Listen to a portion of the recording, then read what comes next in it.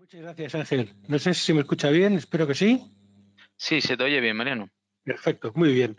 Pues buenos días a todos, porque estoy viendo que prácticamente la mayoría de ustedes nos escuchan desde América Latina. Buenos días por allí. Buenas tardes a los que nos escuchen desde Europa y más en esta situación tan especial. Bueno, vamos a ver si hoy por lo menos conseguimos aclarar algunas cosas sobre otro riesgo importante como es el que suponen el desarrollo de la energía nuclear y su uso. Para empezar, ven ahí la imagen de una central nuclear, concretamente la de Trillo, Guadalajara. Fíjese un poquito en la imagen. Es una central nuclear bastante particular. Está aquí como a 90 kilómetros de mi casa, cerca de Madrid, en el centro de España. Luego volveremos sobre esa central, si les parece. La imagen que les decía antes es esta misma, un poquito ampliada. Esta es una central muy especial para mí. La conozco bastante bien, es la que está más cerca de mi casa, tranquilos, nunca ha tenido ningún accidente. Bueno, de eso no les puedo dar certeza, porque una de las cosas que vamos a descubrir hoy es que los accidentes nucleares no siempre se confiesan. Llegaremos a ese punto un poquito más adelante. Fíjense en una peculiaridad de esta central. A ver si ven ustedes uno de los detalles. Es una central muy especial para mí por muchos factores, pero les ruego que vean la imagen. Esta es la central más moderna que hay en España. Esta central se construyó en el año 82 y empezó a funcionar en el año 88. Tiene muchas peculiaridades. También es una de las centrales más potentes de las que hay en territorio español. En Europa las hay mucho más grandes, también en Estados Unidos, pero para el ámbito español esta es de las centrales más grandes, con 1000 y pico megavatios de producción y además con una producción muy sostenida y muy eficiente. ¿Han visto la imagen? ¿Hay algo que les llame la atención? Si se fijan a la derecha está la cúpula del reactor, la vasija donde se producen las reacciones nucleares, y a la izquierda lo que se ve son dos torres de refrigeración y ambas están en uso. Es de las pocas centrales que tiene redundancia de sistemas. Tiene dos torres de refrigeración y tiene casi todo duplicado, pero solo tiene un reactor. ¿Y esto por qué? Porque los ingenieros fueron muy previsores. Es la única central que hay en España con tecnología Siemens de Alemania. Las demás son tecnología francesa y tecnología norteamericana Westinghouse. Pero esta tiene esa peculiaridad de las dos torres de enfriamiento. Bueno, les cuento. En realidad, esto no fue por previsión, ni fue porque estos ingenieros fuesen especialmente generosos en el uso de los recursos. No. Se trata de que ahí tenía que haber otra cúpula con otro reactor, pero que en los años 80, cuando esta estaba a punto de acabarse, llegó la moratoria en España y por eso esta fue la última, es la más moderna que entró en operación y que sigue operando. Eso hace que tenga un carácter muy especial. Por lo demás, que yo sepa, ya digo, que yo sepa, y enfatizo esto, esta central no ha tenido ningún accidente. Bien, este es el mapa nuclear de España. Discúlpenme, lo conozco un poquito mejor. Tenemos la primera central justo en el centro, es la de José Cabrera, la llamada Zorita, también en Guadalajara, muy cerca de Madrid. Esta fue la primera y ya está en desmantelamiento. Igual que Garoña, Santa María de Garoña, que es otra central que está ya parada, todavía podría volver a arrancar, pero creo que eso no va a suceder. Fíjense las cuatro centrales, los cuatro grupos que hay a la derecha arriba de sus pantallas, que son los dos de Ascó, ambos en funcionamiento, y los dos de Vandellós, solo uno en funcionamiento. Luego hablaremos de Vandellós 1, que es la que está parada. Y luego está Cofrentes y después están los dos reactores de Almaraz, en Extremadura. Falta la central de Lemóniz, que está en el País Vasco, en la frontera con Francia, pero que esa central está terminada pero nunca llegó a funcionar. También un caso muy curioso de despilfarro de recursos. Bien, seguimos. Y les quiero explicar, antes que nada, quiero ser con ustedes bastante honesto y explicarles un pequeño truco que van a ir ustedes viendo a lo largo de esta presentación. Y bueno, pues una mala técnica narrativa contar los trucos, pero creo que debo hacerlo por el bien de todos. Les voy a contar estos trucos de antemano y ya les digo, el propio título de este webinar ya tiene un truco. ya hay un truco. ¿Alguien ha visto ese truco? Esto me está dando problemas para pasar las páginas. Aquí. Bien, el truco está en siniestro en una central nuclear, un caso práctico de gerencia de riesgos. Y ahí está el pequeño truco. Y ese truco, ¿cuál es? ¿Cuál es la palabra una que define? Pues vamos a hablar de accidentes nucleares en general, no vamos a hablar de uno. Por cierto, ¿cuántos accidentes nucleares conocen ustedes? ¿Conocen alguno? Claro, me imagino que este lo habrán visto todos. Eso es la central nuclear de Chernóbil, en la antigua Unión Soviética, en lo que hoy es Ucrania, muy cerca de unos 100 kilómetros de Kiev, ¿verdad? Esto lo conocen todos. Fue un accidente garrafal y un fallo brutal. Hablaremos de él. Este otro lo conocen. Estos son los grupos nucleares de la central de Fukushima, en Japón, mucho más recientemente, y además, si se fijan, ahí lo que pasó es que hubo 3 reactores de 6 que tuvieron muchas dificultades y explosiones, y luego otro que solamente sufrió un incendio. Una catástrofe incalculable. Fukushima Daiichi, también les sonará. ¿Cuántas más catástrofes conocen ustedes? ¿De cuántos otros casos conocen ustedes? ¿Alguno en su país? ¿En alguno de los países desde los que nos escuchan? Bueno, antes de seguir, quiero hacer una explicación ideológica. No voy a intentar convencer a nadie, ni en un sentido ni en otro, y menos en los tiempos que corren. No voy a hacer propaganda ni en el sentido de contra las nucleares, ni en el sentido de a favor, pero llegaremos a algunas conclusiones. Por supuesto que no hablaremos de un solo caso, vamos a hablar de muchos casos, de bastantes casos.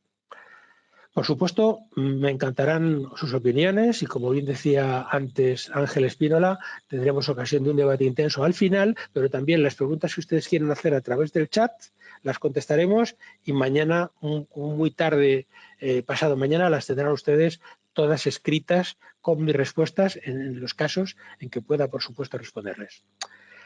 Me voy a adelantar. Bueno, no adelantemos el contenido de este webinar. ¿De qué vamos a hablar?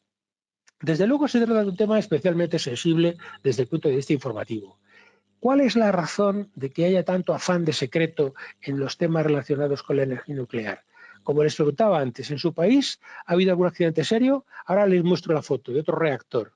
En España tenemos el de Vandellós. Vandellós, hablaremos bastante de ello. ¿Cuántas plantas nucleares hay en el mundo? ¿O en megavatios? ¿Cuántos megavatios hay instalados? ¿Cuántos reactores? Ahí tienen la imagen. Ese es el reactor al que me refería. Ese reactor es el de Vandellós, Vandellós 1, en Tarragona, en el norte de España, en Cataluña. ¿Y qué pasó en Vandellós? ¿Alguno ha oído hablar de ello? Bueno, pues hablaremos de Vandellós.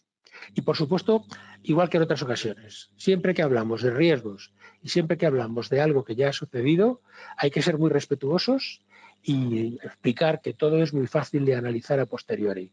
Tanto los economistas como los gerentes de riesgos tenemos muy buena experiencia en explicar las cosas cuando ya han pasado y se puede explicar todo. Es mucho más difícil prevenirlo y explicarlo antes de que suceda. Por eso hay que ser respetuosos y saber que cuando un ingeniero, un empresario, una corporación tienen que tomar decisiones sobre riesgos y costes, se encuentran con difíciles equilibrios y esos equilibrios a veces están en la raíz de las cosas que luego suceden. Tendremos bastantes ejemplos para ver hoy. Y claro, no quisiera perder su atención, pero ya les voy a ir revelando desde ahora algunas de las cuestiones claves. Me gustaría pedirles que reflexionen ustedes internamente si son o no partidarios de la energía nuclear. Si ustedes, cada uno, considera que la energía nuclear es algo bueno o algo a desterrar. Por supuesto, ya me han oído en alguna otra ocasión hablar de esto. Lo que hoy haremos será toreo de salón, una especie de lidia atómica en la que el toro no está presente y por eso el torero a veces pues, se puede lucir un poquito más. ¿Y yo mismo soy partidario de la energía nuclear? Pues depende de en qué época de mi vida y en qué momento me lo pregunten. Y les aclararé más esta respuesta tan ambigua que acabo de dar. Seguimos. ¿Cuánto cuesta la electricidad? La electricidad, si se fijan, es la commodity más vital que tenemos. Porque claro, uno puede pensar que el agua potable es una commodity muy importante, y lo es. el agua como commodity es sumamente importante. Pero dense cuenta que sin electricidad hoy todo el mundo se quedaría sin agua, porque las bombas que nos llevan el agua hasta casa funcionan con electricidad. El gas, la gasolina, la energía en general, y ya hemos tratado de temas de petróleo, hoy hablamos de electricidad, pero sí, la energía es una commodity vital y desde hace unos 100 años, algo más de 100 años, la electricidad es la protagonista en cuanto a los sistemas energéticos globales, por mucho que el petróleo, el gas y otras fuentes de energía sean vitales, pero la electricidad lo es mucho más, es muy, muy crítica. ¿Cuál creen ustedes que es una energía más crítica? ¿El petróleo o la electricidad? Bueno, muchas plantas que producen electricidad funcionan con petróleo, pero desde luego el transporte mundial de petróleo sin electricidad también sufriría graves retrocesos. Están ahí. Yo creo que la electricidad es un poquito más crítica. Y claro, están, por supuesto, íntimamente relacionadas. Sin el petróleo, ¿cómo podríamos producir electricidad? Y viceversa. Hay una concatenación ahí de factores y claro, evidentemente, el factor crucial casi siempre hay que buscarlo en el dinero, los costes como clave. Por supuesto, la tecnología eléctrica es bien conocida, está muy diversificada. Hay muchas maneras de producir electricidad. Desde luego, los procesos de control para la energía atómica, la energía eléctrica producida por fisión, son procesos completamente testados, suficientemente investigados y con experiencia más que de sobra para que fuese sumamente segura. Debería de ser muy segura. Pero claro, si comparamos una planta que fabrique electricidad de origen atómico con una planta convencional, ¿de qué ratio estaríamos hablando? ¿Qué piensan ustedes que es más barato? ¿Cuál sería la fuente de electricidad más sencilla de construir, de instalar? Pues en términos de rentabilidad, la energía atómica no es la más barata. Veremos luego algunos ejemplos de coste, pero por hacerles así una valoración a lo bruto, una valoración muy, muy ruda, lo que cuesta construir una planta de energía atómica, de electricidad producida por la fisión del átomo, con ese dinero se pueden construir 20 plantas que fabriquen electricidad a partir de carbón, a partir de gas, a partir de petróleo, a partir de cualquier otra fuente básica de energía, el coste es 20 veces superior. Es decir, que por el precio de construir la central de Trillo que veíamos antes o la de Vandellós, se podrían haber construido 20 generadores de otro tipo a una fracción de coste. La diferencia de costes es brutal. Y esto ya es algo para que retengan, como dato, la diferencia de costes entre fabricar una central de un tipo o la de otro. Más o menos hablamos de 20.000 millones de dólares, lo que cuesta una central nuclear, con toda su maquinaria, por supuesto, sus vasijas de contención, sus sistemas de seguridad, sus sistemas de enfriamiento, etcétera, etcétera. Contra unos 1.000 millones de dólares, que es un precio generalmente aceptado para una central de tipo ciclo combinado con gas, con fuel oil o incluso esas ya tan en desuso de carbón. Por supuesto, las energías de tipo eólico o solar son infinitamente más baratas y más sencillas de instalar. Pero claro, tienen sus dificultades también y bueno, siendo todo esto así, ¿cómo es posible que la energía nuclear haya proliferado tanto como fuente básica de energía? Es otro problema que les voy anticipando y que les voy adelantando una serie de temas de los que vamos a ver hoy.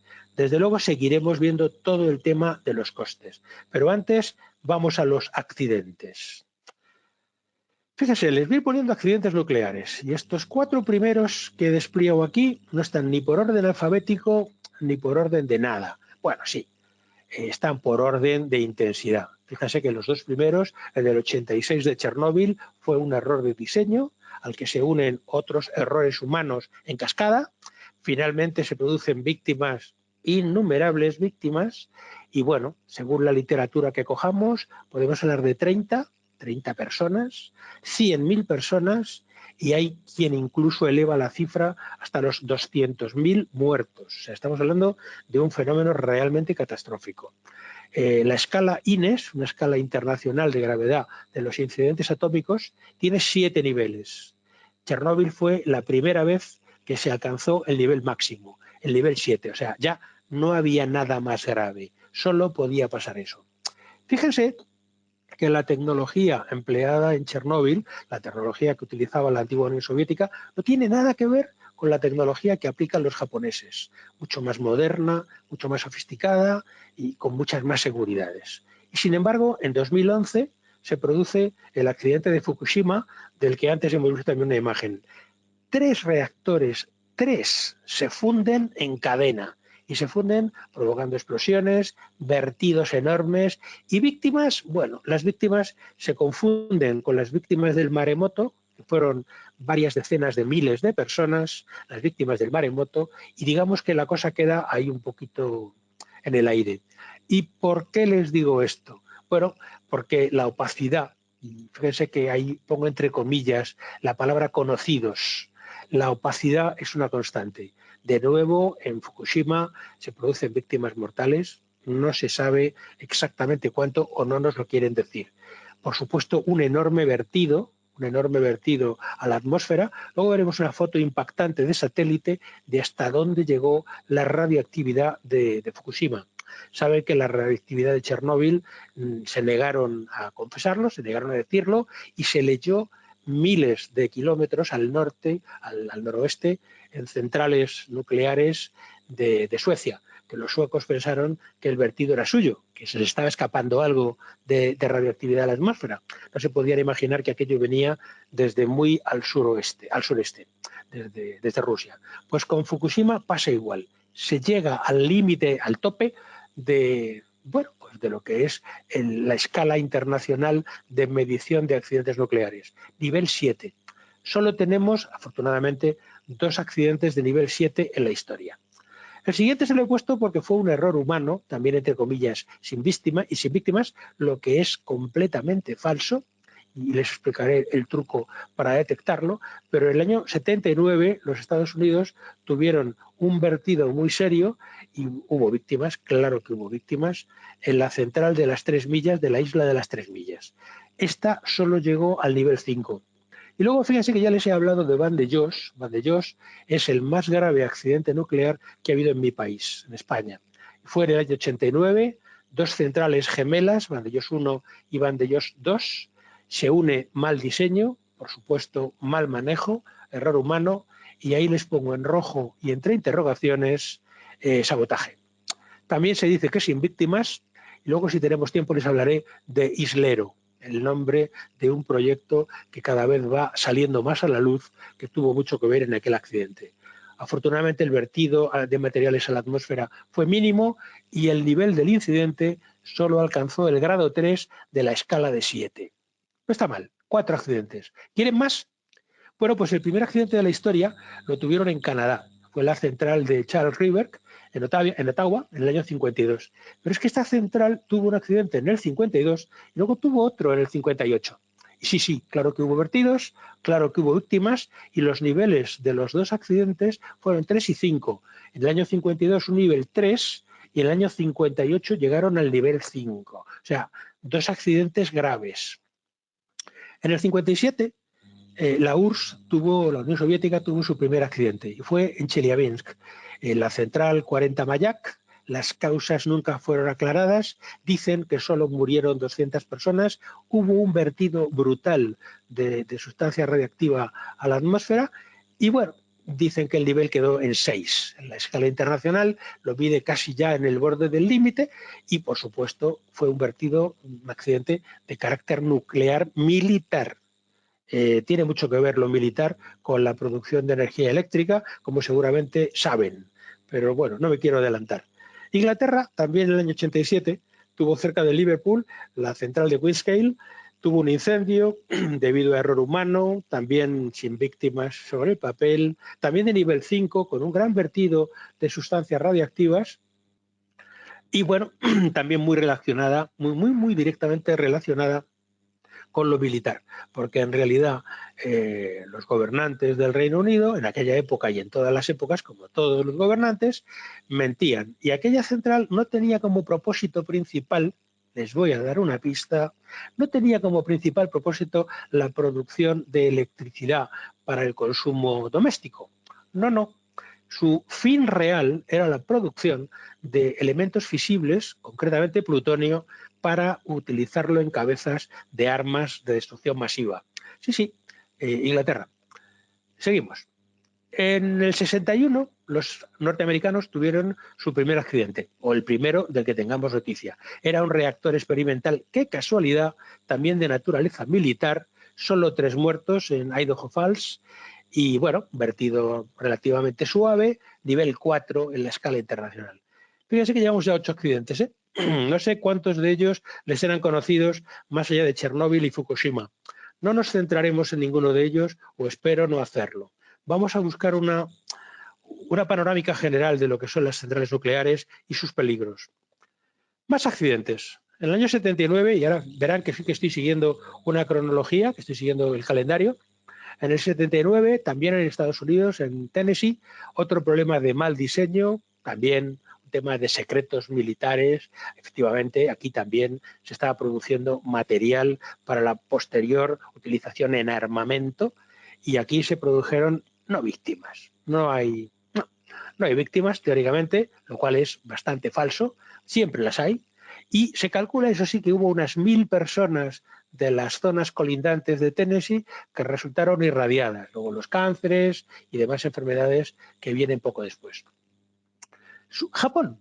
En el año 81 en Japón tuvieron un accidente bastante serio en Suruga. Y fíjense que igual que los soviéticos hicieron luego en Chernobyl en el 86, durante 6 semanas los serios gobernantes de Japón tuvieron la desvergüenza de silenciar este accidente y sus causas nunca fueron aclaradas. Hubo miles de irradiados, en fin, es un accidente que está bastante poco claro en la historia. Y fíjense que les pongo en rojo el nombre del país, Japón.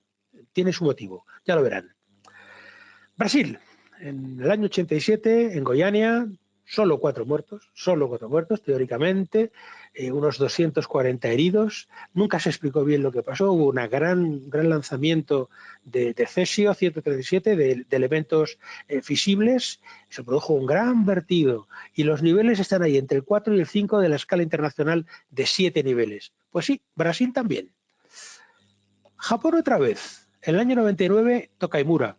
Una fuga de material, solo 2 muertos. Bueno, solo, ya saben, siempre las cifras son muy relativas. Pero sí, 438 heridos contabilizados, un vertido mínimo, o al menos eso dijeron las autoridades niponas. Nivel 4 en la escala de 7.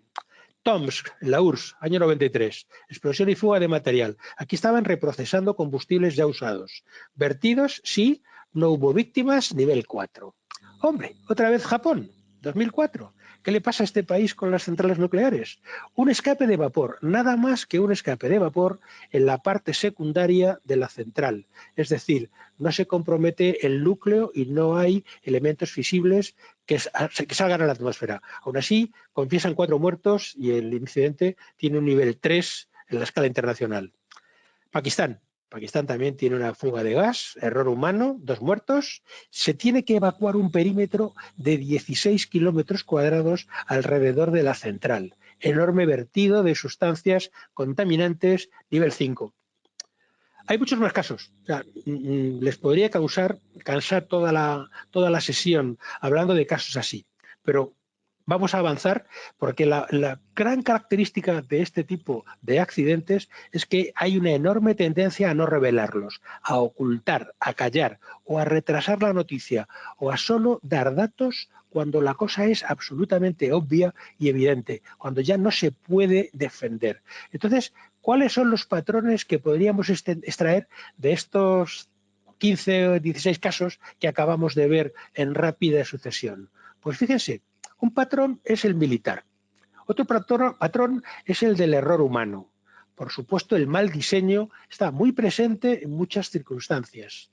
Japón Japón como país originario parece mentira, pero también está presente en infinidad de ocasiones. Es un país que tiene una historia, hablaremos luego de ello, con la energía nuclear bastante interesante, incluyendo a ese monstruo de película que es Godzilla. Seguramente habrán visto ustedes alguna película de Godzilla o similar, y no me lo tomen a broma porque no tiene nada de divertido. ¿Qué falla? Bueno, la gran presencia del factor humano y sus errores, como les decía antes. El mal diseño. Las centrales, sobre todo de origen soviético, tenían características de diseño muy malas, muy poco seguras. Estaban tan convencidos del poder de su ciencia y de la capacidad tecnológica de sus ingenieros que en algunos casos, como es el de Chernóbil, ni siquiera había vasija de contención secundaria. Es decir, que si aquello reventaba, reventaba. Aunque, claro, ¿cómo va a reventar aquello? Pues sí, va y pasa. La ambición, el afán de lucro, el ahorro de costes. Esto me lo han oído algunos de ustedes y seguramente no les suene raro que haya ahorro de costes. Y se podrían hacer ahorros muy sencillos, pero que redundarían en grandes ahorros de riesgo. O sea, la inversión de, por ejemplo, haber puesto las bombas de refrigeración auxiliar a cierta altura en Fukushima y no prácticamente a nivel del mar, habría evitado que un maremoto, un tsunami, que en las costas de Japón son bastante frecuentes, arruinase las bombas de enfriamiento, dejase la central sin posibilidad de enfriarla, y lo que pasó en Fukushima fue eso. Por un ahorro de costes ridículo, créanme, ridículo, se produjo lo que se produjo. No es el caso único de Fukushima, ha pasado en más sitios, pero bueno, ahí se lo dejo. Por supuesto, las otras prioridades, como son las militares y la presión política. Las centrales nucleares, como subproducto, generan cosas que sirven para la guerra. Los lobbies y sus maniobras, que hasta hace muy poco estaban intentando convencernos de que la energía nuclear es súper segura y que por lo tanto hay que desarrollarla a toda costa, hay que usarla a ultranza. Es increíblemente llamativo que en muchos accidentes nucleares no hayan habido planes de contingencia adecuados. No se había pensado en si pasa esto, ¿qué hacemos? Algo tan elemental para una actividad tan de riesgo como es la de la fisión de átomos. Por supuesto, la opacidad asesina, el no contarlo y el explicarlo. Algunos de ustedes ya han visto esta imagen en otras ocasiones. Para mí es un clásico. El queso tiene una cantidad de agujeros, el queso suizo tiene muchos agujeros, pero esos agujeros están distribuidos de una manera aleatoria, no están todos juntos. Estos agujeros están aleatoriamente repartidos y por lo tanto el peligro, que sería esa flecha roja, no encontraría por dónde atravesar. Basta con que uno solo de los agujeros está fuera del eje para que el peligro, en forma de esa vector, esa flecha roja, no pueda pasar a través del queso. Solo con un elemento de seguridad detiene que todo el proceso que conduce al accidente se detenga. Basta que un solo agujero hubiese estado desalineado. Es un concepto clásico que, como saben, me gusta muchísimo y creo que además tiene una plasticidad bastante elocuente y por eso lo utilizo. Lo que nunca ha sucedido, fíjense que aún así, a pesar de toda la historia que tenemos, que se sepa, nunca se ha producido el gran riesgo de uso terrorista de una central. Y esa es de las mayores preocupaciones, porque basta que un grupo de fanáticos muy pequeño, con ánimo suicida, se cuelen en una central nuclear para que puedan liarla, en fin, para que podamos tener un ataque terrorista de enorme escala. Y esta es de las cosas que más preocupan hoy en día a toda la comunidad internacional en materia de accidentes nucleares, el posible uso por unos fanáticos terroristas de una central. En España y en Francia, hasta donde yo conozco, han habido ya varios casos de asaltos ecologistas que han conseguido colarse en las centrales. Si lo consigue un ecologista que trata de defender el medio ambiente y generalmente utiliza medios pacíficos, pues imagínense lo que puede hacer un terrorista radical con afán suicida. Por lo general, uno de los problemas de las centrales, que se ha quedado de manifiesto en muchas ocasiones, es la mala protección perimetral.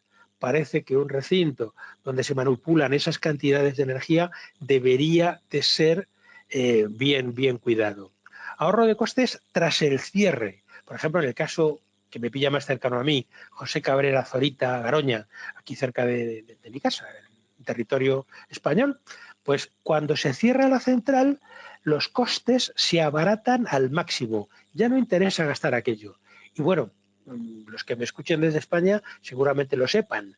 Los costes de mantenimiento de la central, una vez apagada durante miles de años, porque el material radiactivo sigue siendo peligroso durante miles de años, son una asignatura pendiente y que generalmente suelen pagar los ciudadanos con sus impuestos. 50 años después, los cementerios nucleares definitivos en España siguen sin existir. Y son muy pocos los ejemplos donde se ha llegado al convencimiento y a la sintonía política de instalar cementerios nucleares definitivos para guardar los residuos. Y sin embargo, ¿siguen habiendo países que proyecten nuevas centrales? Pues la respuesta es afirmativa y además son los peores países. Ahora veremos dónde se sigue apostando por crear nuevas centrales y dónde se está en la dirección contraria de cerrarlas. Sistemas sin redundancia. Les enseñaba antes las dos torres de refrigeración de la central de Trillo, pero eso es un caso absolutamente excepcional. Generalmente no hay redundancia en los sistemas, con lo cual la dependencia se queda bien. Y luego, como les decía antes, Trillo, que es la más moderna de las españolas, la conozco, y si ustedes ven la sala de control, el tipo de ordenadores que se utiliza son de aquellos de hace, claro, 30 y tantos años. Son ordenadores, ¿cómo les diría yo? Un poquito antiguos, un poquito arcaicos, y la maquinaria de control también se queda obsoleta y no hay el incentivo económico suficiente para que las empresas que explotan la central inviertan a medida que la central se va haciendo vieja. Es decir, el incentivo es a explotarla cuanto más mejor y cuando haya que cerrarla se cierra y nos vamos, por hacerlo en una explicación un poquito coloquial. Y luego otra cosa que nunca ha sucedido, pero estos son problemas que pueden suceder. Y otro de los grandes temores es el hackeo, que alguien tome control de una central nuclear a distancia, un pirata informático, y esto se puede conseguir. O sea, hay barreras, hay firewalls, pero aún así se puede conseguir. Y esto sería un problema bastante complicado. ¿Cuál es el factor común de estos temas? Bueno, pues en primer lugar, que afortunadamente nunca ha sucedido. No hay cementerios o no al menos suficientes. Las propias centrales almacenan el combustible viejo, lo almacenan dentro de la propia central. Algunos países, los peores, bueno, pues sí, veremos cuál es la parte de común en este factor. La obsolescencia, el mal control perimetral, el peligro de potencial uso terrorista y el hackeo. Son bastantes factores comunes. Hay otro que no está en la transparencia escrito, pero sí que estaba en la anterior. Es el coste-beneficio, el afán de lucro. Volveremos sobre ello. Bien, estos son los reactores que hay en Europa. Es un gráfico bastante ilustrativo. Fíjense que lo que está en color rojo son los 90 reactores que están cerrados. Y lo que está en color azul son los 128 reactores que aún siguen funcionando en Europa. O sea, de un total de 218 que había, 90 están cerrados y solo 128 continúan en operación. Ahí debajo ven ustedes que España tiene 7 grupos nucleares todavía y 3 cerrados. Inglaterra, fíjense, tiene ya 30 cerrados y 15 todavía en operación. Alemania, la cifra, la proporción es aún más fuerte, 28 centrales cerradas y aún 8 en operación. Hay centrales que están en un grado más avanzado, que es el del desmantelamiento, cuando la central se cierra del todo. En fin, es bastante ilustrativo el mapa en Europa. La tendencia, con la excepción de Francia, parece ser al abandono de la energía nuclear. Como ven, Francia en el continente europeo es el campeón en número de centrales, con 58, y ya, eso sí, tiene 12 fuera de operación. Pero Francia tiene una apuesta muy decidida por la energía nuclear. Es otro tema, junto con Japón, que deberíamos ser capaces de analizar hoy y de dejar alguna consecuencia, alguna conclusión al respecto. Seguimos. ¿Cuáles son los países que más confían en la energía nuclear? Y fíjense que aquí la clave son los costes. Francia, más del 75% de su electricidad, es el campeón a nivel mundial, más del 75% procede de energía nuclear. Le sigue Ucrania, Eslovaquia, Hungría, en fin, tienen ahí ustedes toda la serie de países. Curiosamente, España está ahí juntito en el rango verde, en un 20%, ha llegado a ser un 25, un 30, pero en el momento actual es de un 20% la energía de origen nuclear que se consume en el país. Los Estados Unidos también están ahí en el 20, el Reino Unido está también ahí en la frontera del 18-19, Rusia, curiosamente, está apostando por otras formas de energía, aunque ello implique volver a centrales de carbón, de gas o de petróleo, les da igual, tienen petróleo, tienen gas y tienen carbón, y han tenido alguna experiencia con el átomo, no muy para repetir. Fíjense abajo que Japón, a día de hoy, abajo del todo, Japón solo depende, en cuanto a energía nuclear, el 0,5% de su mix es energía nuclear. De nuevo, Japón es un caso que merece que lo miremos despacito. Lo haremos. Entonces, Francia, Japón, ¿ven? Japón, bien. Brasil, Irán, Holanda, Argentina, Sudáfrica, India, Pakistán, todos ellos están empezando, pero con grandes proyectos respecto a la energía nuclear. Son esos países que están marcados de azul clarito en el mapa para ilustrarlo más. Y Japón, fíjense que también está marcado de azul clarito, porque a pesar de todo, Japón sigue apostando por la energía nuclear. Es muy paradójico, pero llegaremos a una conclusión. Bien, seguimos. Aparte de lo que ese mapa explica por sí mismo, este ya es del mundo. Estamos hablando de los 436 reactores operativos que hay más o menos en el mundo. Pero fíjense que hay 898 en obras, 898 nuevos reactores que se están programando y se concentran muchísimo en Asia, con China a la cabeza. China solo tiene carbón y no tiene acceso a petróleo. Y China tiene esa debilidad y tiene que caer, cómo no, en la energía nuclear. Si además eso les produce como subproducto isótopos para uso militar, pues ya lo tienen todo claro. Fíjense que Estados Unidos tiene 104 en uso y 136 centrales en fase de diseño o fabricación, montaje. Ahí tienen ustedes todos los países, incluyendo México, Brasil, Argentina. Fíjense, Brasil tiene 7 planeadas y Argentina tiene 5. Sudáfrica ni más ni menos que 29. Es decir, en los países emergentes, pero sobre todo en el lejano oriente, en Asia, es donde más países están planeando hacer nuevas centrales que utilicen la fisión atómica. Curioso. Bueno, esto es un mapa muy, para explicarlo con mucha tranquilidad y leerlo muy despacito. Seguimos. Estamos hablando, por supuesto, de billones, tanto si hablamos de euros como si hablamos de kilovatios hora. Hablamos de mucho dinero y de mucha inversión. Claro, volviendo al dinero, ¿cuál es el precio del kilovatio? ¿Saben ustedes lo que pagan? ¿Cuál es el coste de su factura eléctrica? Bueno, les he puesto solamente los datos de España. Varían mucho en función de unos diferentes factores que se tienen que considerar.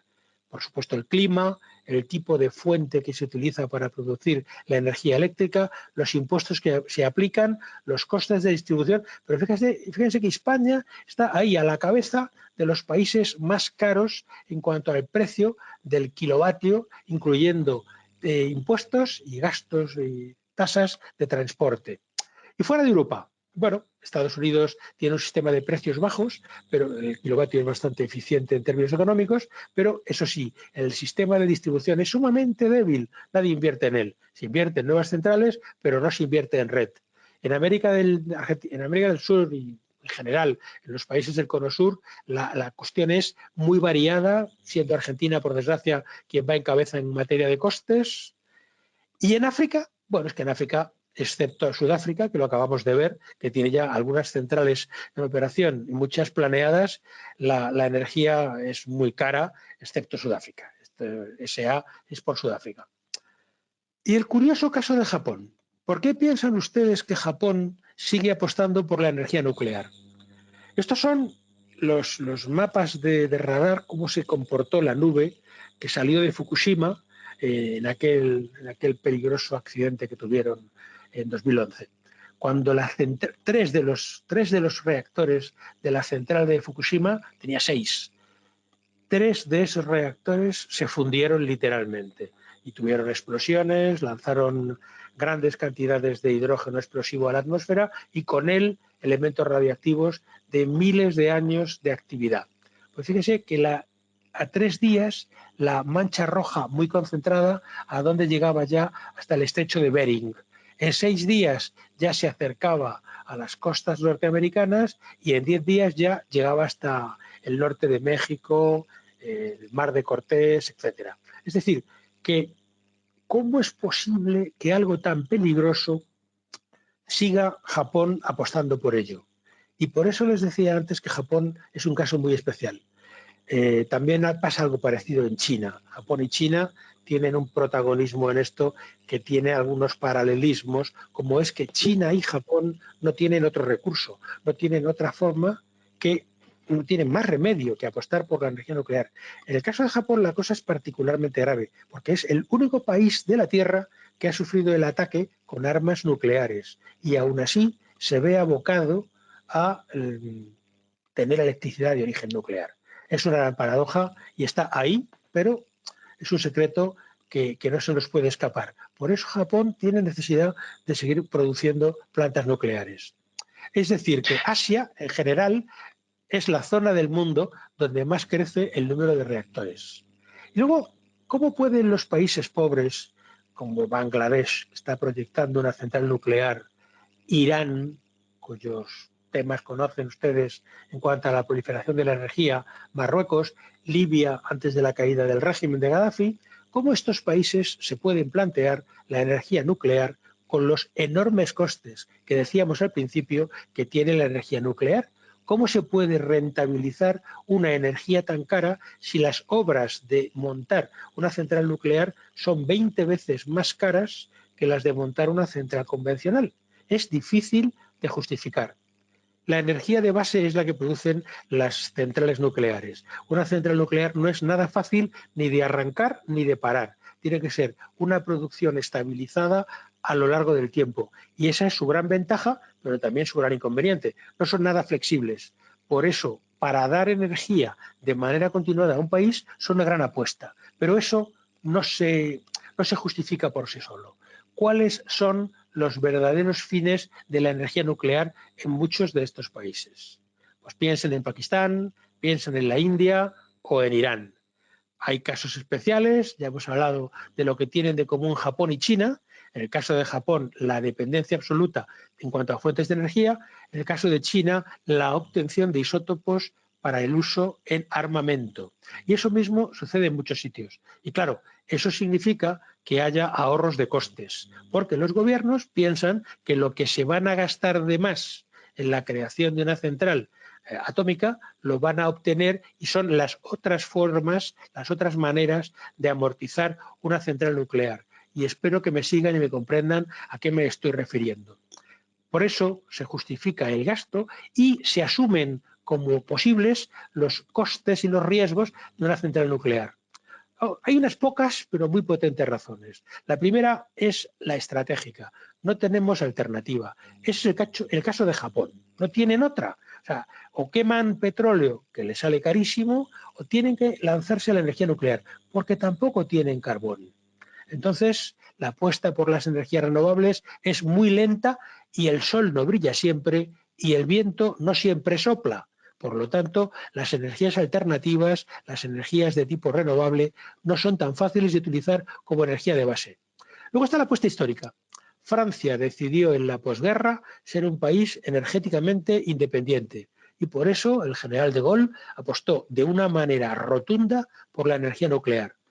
Aparte, le permitía dotarse de armas nucleares, los residuos para uso militar, que son la más común, la más normal de las explicaciones. Y les pongo ahí una serie de países: Estados Unidos, Rusia, el Reino Unido, China, Francia, China, Pakistán, en fin, todos ellos, y hasta les diría que España. ¿Algunos accidentes que han marcado mucho la opinión pública? Sí, sí, sí. Chernóbil y las mentiras que utilizó el régimen soviético tras el accidente marcaron, yo creo que fueron el factor determinante en el final de la Unión Soviética como la conocíamos.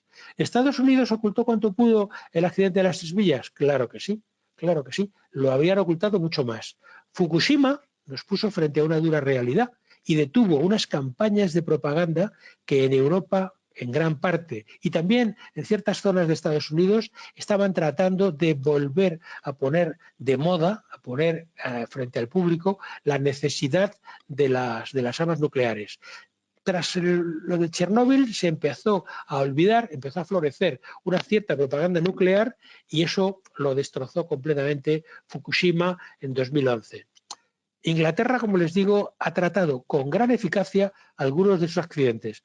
Casi nadie los conoce. Ojo, y todavía con más eficacia han estado los franceses tapando los suyos. Nadie habla de ellos.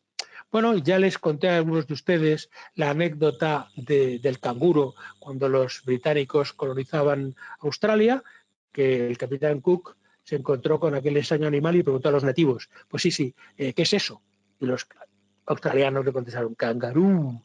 Y entonces de ahí viene el nombre canguro, aunque en realidad lo que le estaban diciendo los nativos es que no tenían ni idea de lo que estaba preguntando.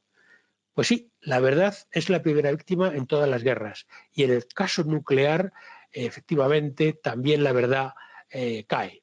El rendimiento a largo plazo de la energía nuclear, yo depende en qué épocas de mi vida he sido muy partidario. Desde luego la energía nuclear no produce gases de efecto invernadero, es la más respetuosa, pero hay una serie de cuestiones no resueltas. Y por supuesto está la tentación de los ahorros de costes, que es una ley, por desgracia, inexorable y que siempre se cumple. Y en esto, pues tengo que citarles a Plauto y luego a Hobbes que el hombre es un lobo para el hombre. Y desgraciadamente, cuando estamos hablando de ahorro de costes, se olvidan todas las consideraciones, por muy elementales que puedan ser, de tipo seguridad, por ejemplo. Me parece que me he extendido un poco más en el tiempo, a pesar de que al final he intentado recuperar algunos minutos. Turno para sus preguntas y los que por favor no puedan hacerlas ahora, que sepan que las que lancen al chat las vamos a recoger y las contestaremos por escrito. Ángel. Sí, sí, Mariano. Pues Alejandro nos dice que menciones las normas NFPA relacionadas con centrales y reactores atómicos. Son de lo más exigente, me imagino que se refiere a las normas americanas en materia de exigencia, tienen que tener sistemas de extinción con capacidad ilimitada de suministro de material de extinción, pero sobre todo marcan el hincapié especialmente en algo que nunca se da, y es la redundancia de los sistemas de refrigeración. De hecho, lo que se busca es que la central pueda entrar por sí sola en parada, por ejemplo, en caso de terremoto o en caso de explosión en el circuito secundario. Y estas normas lo que implican es la redundancia de los sistemas, algo que se puede hacer perfectamente y que las normas NFPA son sumamente estrictas en ello, pero que no se cumplen. No se cumplen por lo que les decía, porque cuesta muy caro. ¿Alguna otra? Sí, Camila nos pregunta si puedes hablar un poco de qué papel jugó el seguro en los accidentes de las centrales. Ah, muy buen punto, muy buen punto. Verá, el seguro generalmente es de tal magnitud, o sea, la potencialidad de accidente que se produce en una central nuclear es tan enorme que ninguna compañía de seguros lo puede asumir. Y ni siquiera con el concurso del reaseguro internacional se llega a acumular las sumas. Aparte, en muchos países existen niveles de seguro obligatorio para las centrales nucleares, por ejemplo, en el caso de España, que es el que mejor conozco, también en Francia, etcétera, pero esos seguros suelen ser enormemente caros, suelen ser en forma de pool, es decir, con la presencia de muchas compañías integrando el riesgo y aportando cada una poca de capacidad, porque el riesgo aún así es brutal. Y con todo y con eso, las sumas aseguradas suelen ser sumamente bajas. No están en disposición de cubrir el accidente. Por ejemplo, Ujú. en el caso de las Tres Villas en Estados Unidos no hubo capacidad suficiente y tampoco la hubo en Fukushima. ¿Sí? Vale, nos preguntan también ¿qué opinión tienes de la central termoeléctrica Laguna Verde en SLP? No sé No la qué. conozco. No la conozco. Laguna Verde, lo investigo. No, no conozco esa central, o a lo mejor la conozco con otro nombre. En SPE, no, es que no sé Sí, tampoco SPE. Laguna Verde S.LP. Lo investigo y dejamos la pregunta en el chat para contestarla si contigo averiguarlo, pero no la conozco, sinceramente. Ujú. Vale, Reinaldo nos pregunta también, o sea, a qué caso se refiere. Dice que si no existía un control constituido por la intervención permanente del órgano regulador del Estado que habría detectado oportunamente errores de diseño o faltas de competencia del personal. Pues muy buen punto. Volvemos al tema espinoso de los reguladores y la contraposición de estos con los lobbies. Generalmente los reguladores son cuerpos muy sofisticados y muy dotados, y tiene que haber, además, en cada central, en la sala de control, tiene que haber siempre una presencia de alguien que represente al órgano regulador, sobre todo a la hora de tomar decisiones que puedan ser de calibre. Pero desgraciadamente el regulador siempre va 2 o 3 pasos por detrás de las exigencias financieras del operador, del dueño de la central. Y luego, cuando lo mezclamos ya con temas militares, el control se resiente por completo. El regulador deja su actividad completamente liberalizada y permite que pase cualquier tipo de cosa en la central. Esa es la triste experiencia que yo conozco, por desgracia. Da igual en Estados Unidos, en Brasil, en España o en Francia. El regulador, dicho en plan Biblia, se lava las manos como Pilatos. Vale, hacemos alguna última pregunta. Antes de nada, Mariano, nos dicen para que lo sepas que Laguna Verde es una central nuclear que está en Veracruz, en México, No la en conozco, San pero Luis. investigaré sobre ella. Vale, también No la nos conozco. preguntan qué normas ISO nos da lineamientos para la gestión de riesgos. La normativa ISO no llega a temas tan peligrosos como este. Es decir, por extrapolación se pueden tomar riesgos de enorme magnitud de temas, sobre todo relacionados con la contaminación, con industrias muy pesadas, con industrias que manejen muchos temas de residuos, pero las normas ISO de alguna manera no llegan a permear lo que es el cuerpo legal de las centrales nucleares y de los elementos de su manejo. Por desgracia, de nuevo, los prejuicios económicos, las presiones lobistas, es algo tan sumamente fuerte que impide que las normas ISO se apliquen, o al menos se apliquen de una forma lo suficientemente rigurosa. Lo siento, no es optimista mi respuesta en absoluto. Vale, nos pregunta también Fabián si el atentado por parte de extremistas ecológicos tiene un nivel de riesgo significante y cómo se llevaría el plan de contingencias. Gracias. Muy buena pregunta. Efectivamente, el atentado, digamos, por parte de ecologistas, lo que pone de manifiesto es el débil control perimetral, es decir, te está demostrando a las claras que se puede entrar. Han entrado unos, afortunadamente siempre con unas intenciones más bien verdes, más bien ecologistas, y por lo tanto no llega a suceder nada, no pasa nada. Pero lo que te deja de manifiesto es que el control perimetral debería reforzarse.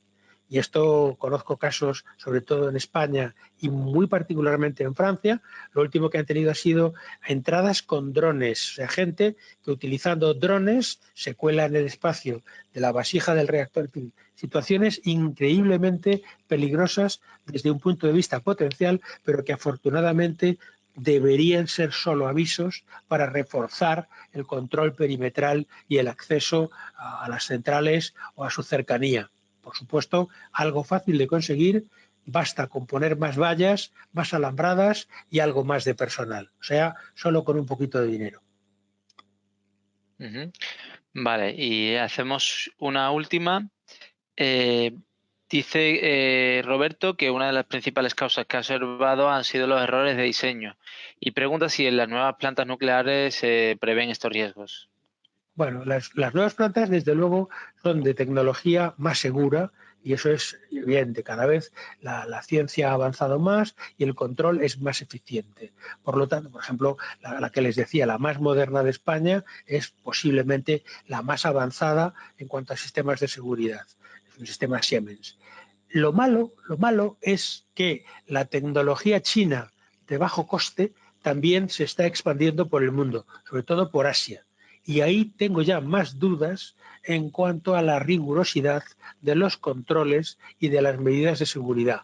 Ahí, digamos, que soy menos optimista. Por supuesto que sí, la tecnología atómica está controlada, es un diseño fácil, pero los grandes problemas siguen siendo que la seguridad cuesta dinero. Y eso tiene, desgraciadamente, como ecuación el significado de que siempre va a haber alguien que se vea tentado de ahorrar un poco de dinero, aunque sea sacrificando seguridad. Pero sí, la tecnología ha avanzado enormemente en materia de seguridad. Vale, muy bien, Mariano. Pues nos quedamos sin tiempo. Recordarles a los asistentes que en los próximos días recibirán las respuestas del profesor por escrito en su correo electrónico, así que no hay problema por las que nos hayan podido responder. Así que nada, Mariano, pues muchas gracias y puedes despedirte de los asistentes. Muchas gracias a todos por su atención. Les deseo mucha suerte en esta pandemia global que estamos todos viviendo, que les vaya muy bien y gracias por su atención. Muy bien, muchas gracias, Mariano. Muchas gracias también a todos los asistentes. Recordarles que el próximo webinar de este ciclo tendrá lugar el próximo martes, día 31 de marzo, y podrán inscribirse a través de la página web de EALDE o en sus redes sociales, en Facebook, en LinkedIn y en Twitter. Así que sin más, desearles una buena tarde y esperamos verles en los próximos webinars de EALDE Business School. Saludos.